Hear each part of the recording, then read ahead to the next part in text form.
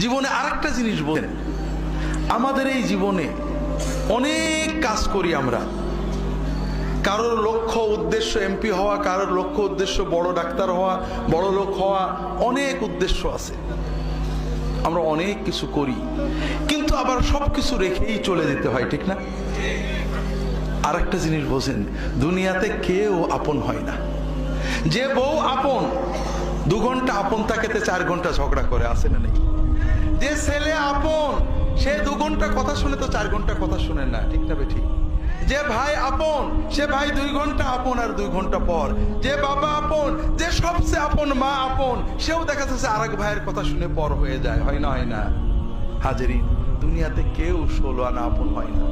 আমাদের এই জীবনটা পরকে আপন করার, মানুষকে খুশি করার জন্য একটা সংগ্রাম। ছোটবেলায় বাবা মাকে খুশি করার চেষ্টা করেছি, পারিনি, কত মারছে, ঠিক না বেঠিক? বড় হয়ে বান্ধবীদের বন্ধুদের খুশি করার চেষ্টা করছি, থাকেনি, ঠিক না বেঠিক?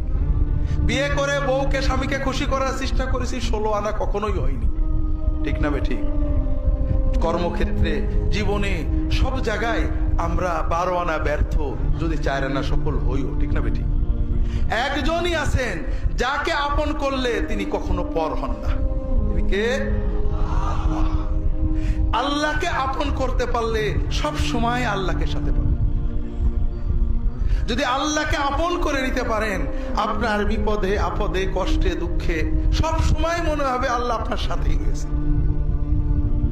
যে বেদনা কারোর কাছে বলা যায় না, বউয়ের কাছে বলা যায় না, মায়ের কাছে বলা যায় না, যে আনন্দে কাউকে শরীক করা যায় না, যদি আল্লাহকে আপন করতে পারেন, সেই আনন্দে আল্লাহকে শরীক করতে পারবেন।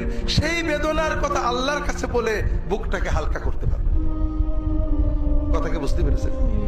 কাজেই ভাইয়েরা, আসেন না সবাই নিয়ত করি যে এত সহজ কাজ আমরা নিয়ত করলাম, আল্লাহ আমার বাকি জীবন যতটুকু আছে, 1 দিন হোক আর 100 বছর হোক, আমি তোমার ওলি হওয়ার চেষ্টা করব। আল্লাহ তাআলা সকলের নিয়ত কবুল করে নিন, আমিন।